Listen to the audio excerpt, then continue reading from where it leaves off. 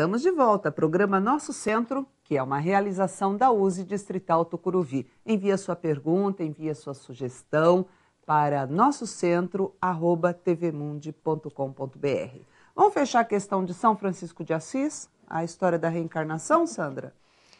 Podemos falar sim. Aliás, uma dica, uma biografia maravilhosa de Francisco de Assis, é o livro Francisco de Assis, do Espírito Miramês, psicografia de João Nunes Maia, que fala da reencarnação dele como João Evangelista, começa falando da reencarnação dele como João Evangelista.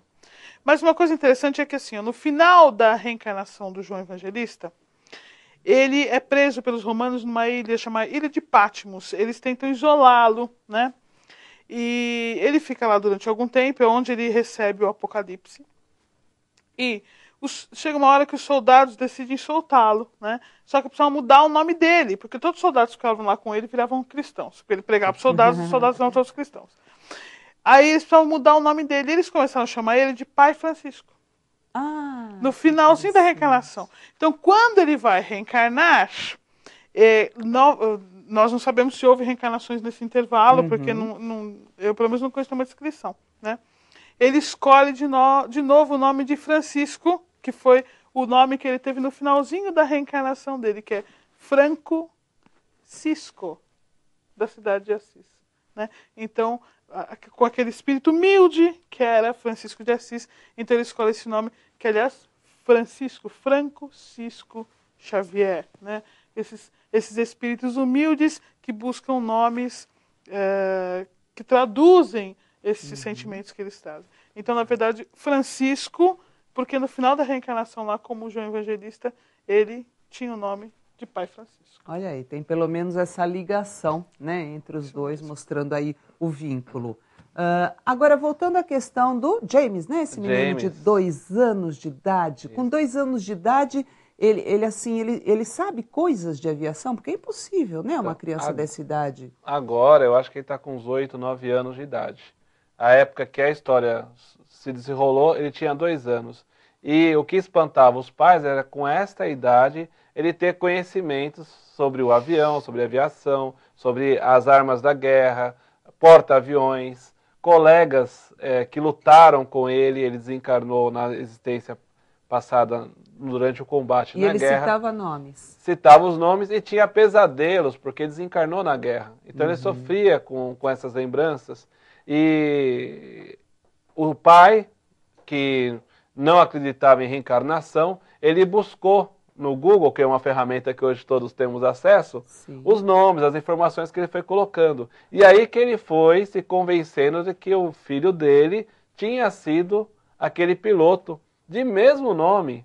Isso como que ele colocou o mesmo nome, não é? Foi intuído. Seria o próprio espírito, talvez, né? O próprio tinha espírito. aquela... Né? Como que isso aconteceu, né? Mas é que nem a Sandra estava falando, o Francisco, né?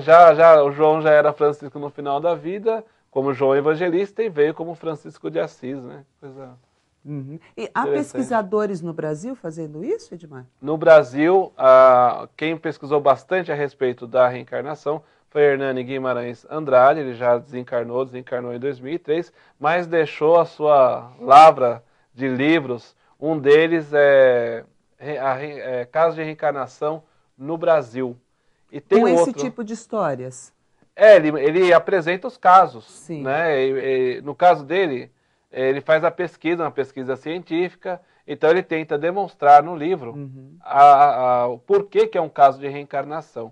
E um pesquisador canadense, Ian Stevenson, ele também publicou muitas obras nessa área, tem muitos anos de pesquisa, já desencarnado também, mas tem um livro dele que todos que estudam esse tema acabam lendo, que é 20 casos sugestivos de reencarnação. Eles colocam sugestivos porque ainda nós não conseguimos provar categoricamente que é reencarnado, que está reencarnado. Mas, por exemplo, esse menino, qual a outra explicação lógica para o fenômeno que está acontecendo? Se ele mesmo se sente o próprio piloto, né, é a reencarnação. Se as pessoas quiserem achar outras explicações, tudo bem. Mas aquela que nos diz a razão de mais lógica é que o espírito possa voltar a reencarnar no outro corpo depois que ele já faleceu. Eu queria fazer uma observação sobre o outro filme que você indicou, que é Minha Vida na Outra Vida, né? É filme, mas não é ficção. Não é ficção, é uma história verídica. Real. Eu acho super curioso, porque ele é interpretado pela Jane Seymour, né? Sim. Que fez Em Algum Lugar do Passado. Também é a um atriz livro do filme Em Algum Lugar do Passado. Um excelente filme também. Lindíssimo, né? Lindíssimo, fez tanto sucesso. Seria ela portadora, né, de uma missão, por exemplo, de transmitir essa verdade, essa ideia, despertar as pessoas para isso? Eu não estudei para responder essa pergunta. Sério? Mas pelo que eu vejo, estudou, né? Isso não, mas pelo que eu vejo, me ocorreu agora. Os filmes espiritualistas, ou os atores têm essa já tendência, né?